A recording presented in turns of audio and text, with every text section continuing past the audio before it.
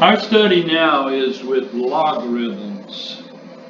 A man by the name of Mr. Napier tried to determine a simpler way to compute problems. Like, for instance, the example I have here, 217 times 57 to the fifth power divided by the cube root of 135. He developed a simpler way of doing this. Now, I do not have the time to show this problem, but I want to try to introduce you to logarithms by way that Mr. Napier did with an example that we could work with. For instance, 6 times 15. What he did is he changed every number to a power of 10, where 6 is 10 to the power of 7782 times, now 15 is changed to a power of 10, and it's 10 to the power of 1.1761.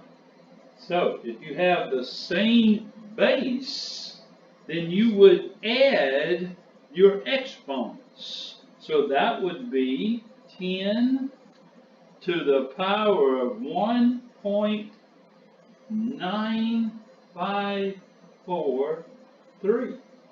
So to find the answer, you would look on a chart. These exponents were determined, and he put them on a chart that you would find in the back of your books. So to find the answer to this particular problem, you would look in the chart and determine what number has the power of 1.9543. And the answer would be, and you look on that chart, is 90. Now, these numbers that we have here, he called the powers logarithms. So to find the answer, we don't need the tens so much because we do adding the exponents. We're using the exponents to accomplish the problem. And so here's how he introduced this. This is what he did. He used the word logarithms. He would, for instance, the problem is 6 times 15 equals, and he would do this. Tell you to take the log of 6, which means to change the power of 6 to the power of 10. Now when you're adding, these are logarithms, and so you would be adding the logarithms of the numbers.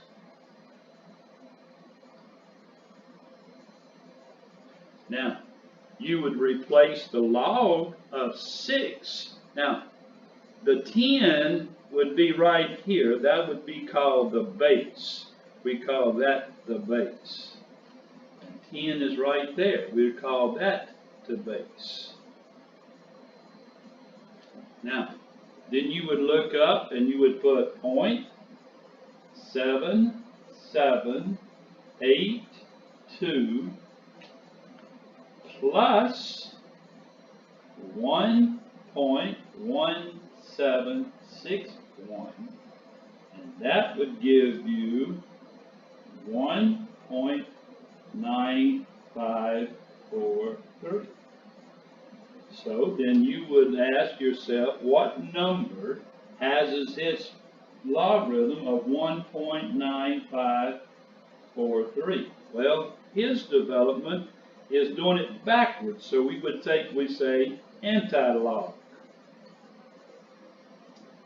of 1.9543. And again, you would look into that chart that he had made and determine that the answer is 90. As you would notice that this method is it's called common logarithms. We're not studying common logarithms. We're not going to be studying how to accomplish this because nowadays we have a computer, or calculator rather, that will work that problem. So we don't teach common logarithms anymore, but what our study is going to be, what I wanted you to understand, is how do you take the logarithms of numbers. For instance, what would be the logarithm of 100 that has a base of 10? What would that equal?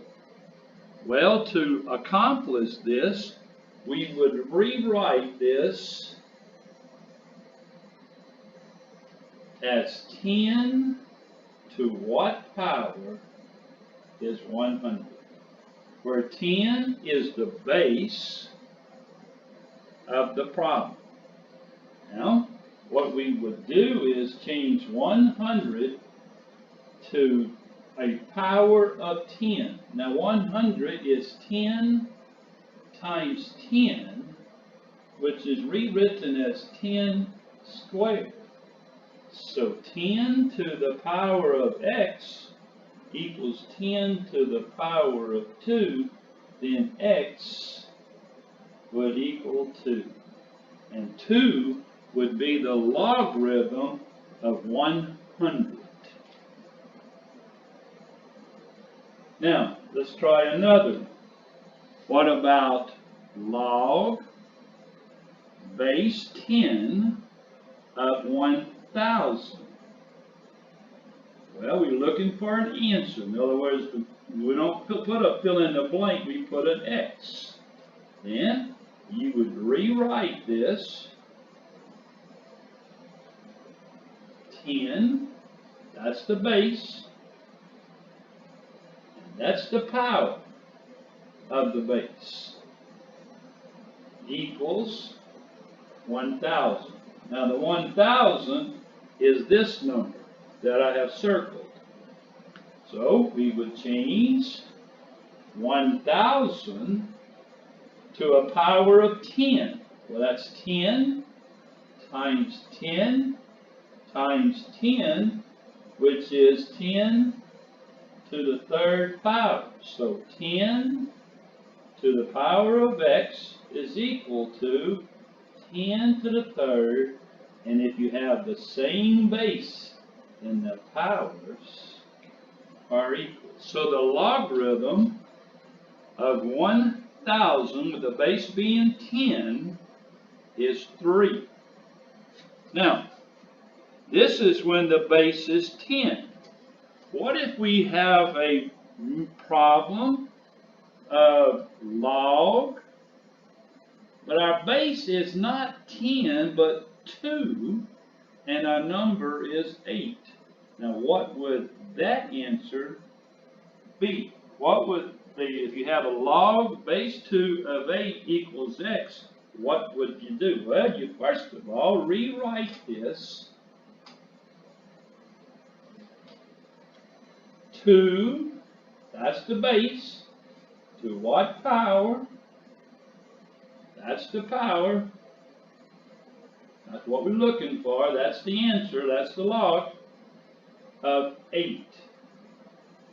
So, what we would do here now, instead of changing 8 to a power of 10, you would change 8 to a power of 2, which is 2 times 2 times 2, which is rewritten as 2 to the third. So you'd have 2 to what power is equal to 2 to the third. And if you have the same base, then the powers are equal. So the logarithm of base 2, 8, is 3. Let's take another example of this. What if you had the log base 3 of 9? Now again, we're looking for the answer, so we'll put equals what, or in this case, equals x. Now rewrite base. You always start off with the base. Now what power? X. And now what is it supposed to equal? Well, it equals to the number I circled, 9. So then to find the x, we would change 9 now to a power of 3, which is 3 times 3, which is 3 squared. So 3 to the power of x equals 3 squared. And if you have the same base, then x is equal to. That is when the number is a whole number. Let's try another where the number is a rational number. A rational number.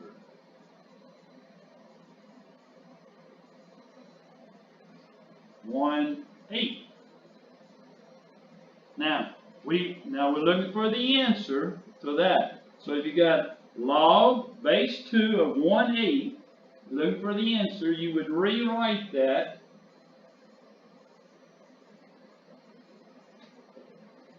to base goes first. Always remember this is the base. That's the base. To what power? That's the power, equals 1/8. Well, with that, we got to go and use a different strategy. We got to remember that I told you in the past that 1/2 is equal to 2 to the negative 1 power.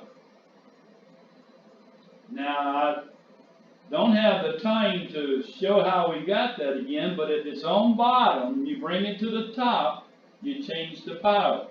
For instance, 1/3. That becomes 3 to the negative 1. 1/4.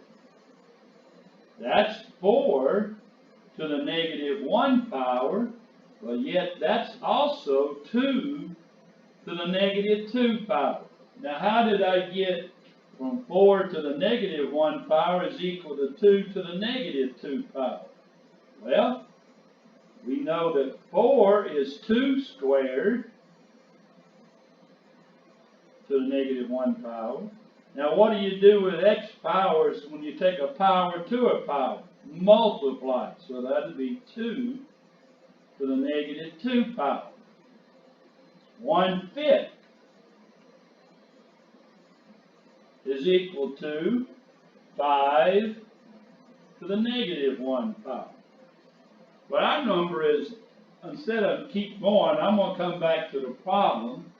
And now we're going to rewrite 1/8 as 8 to the negative 1 power.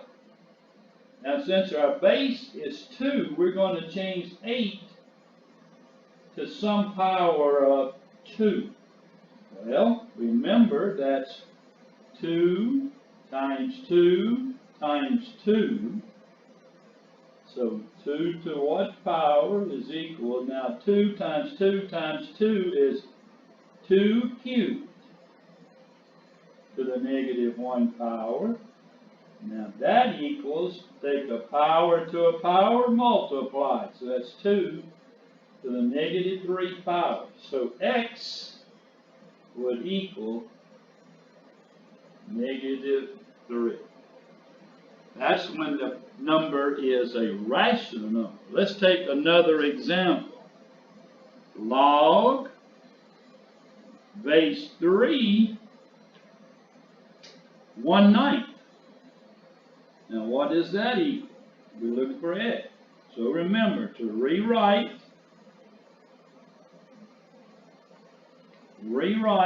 3 So what power is 1/9? Well, we're going to change 1/9 to 9 to the negative 1 power, so you would have it over 1 instead of at 1 over 9. Now, we'll change 9 to a power of 3. 3 times 3 to the negative 1. So 3 to what power? And you'd have 3 squared to the negative 1 power, and that is 3 to the negative 2. So x is negative 2. Now that's when your number is a rational number. 1/8 is rational, 1/9 is rational. So we got a third condition though. What if it was irrational? Can you take the logarithm with the number as an irrational number? Well, that would be log base 2, and it would be, say, the square root of 8. Now, that's a irrational number. There is not a square root of 8.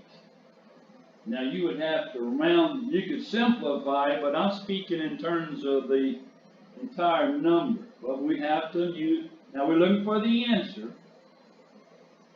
Now, we got to use a different deal. We got to understand that the logarithm of a number is the same thing as taking it to a power of 1/2. For instance, the square root of 4. Everybody knows that that's 2.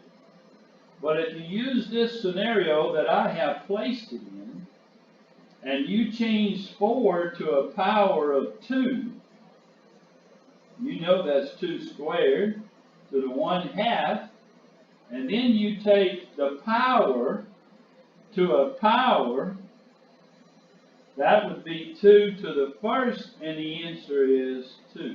So by doing this, we know that this is a true statement, that the square root is the same thing as something to the 1/2 power. So, when we rewrite this as 2, the base is always first, to what power is equal to the square root of 8.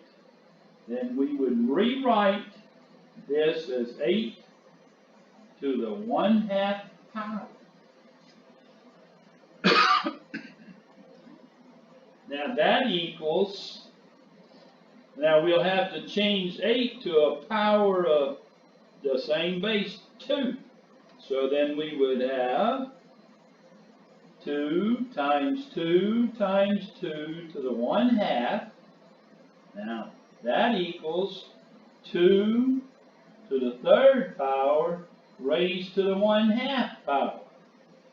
Now the question I like to know the answer to, what is the answer of taking 2 to the third power to the 1/2? How do you multiply a whole number times a fraction? And of course, you know that's 3/2. So x is 3/2, which is an improper answer, and we never leave it improper unless he's the slope. So the answer is 1 and 1/2. That would be the answer that you would put up here for the log base 2 of the square root of 8. Let's take another example and work one more. What if log base 3, now instead of being the square root of a number, let's take it and be the 5th root, say, of 9. Now, of course, we're looking for an answer of x. So we would rewrite it as 3 to what power? Always like the base to the power, and this is the power, right? X is the power. Always recall that. And then 5th root of 9. Now we would rewrite this as 9 to the 1/5 power. That's how you would do the 5th root. Then change 9. See, the base is 3. So you got to change 9 to a base of 3. Well, that's 3 times 3 to the 1/5. That would equal to 3 squared to the 1/5 power. Now, so you have 3 to what power is equal to 3 squared to the 1/5. Again, how do you multiply a whole number times a fraction? And the answer is 2/5. So x is 2/5. And young people, that's the first session, or the first thing that we will talk with logarithms. There's going to be another section later. So this is the end of session 1.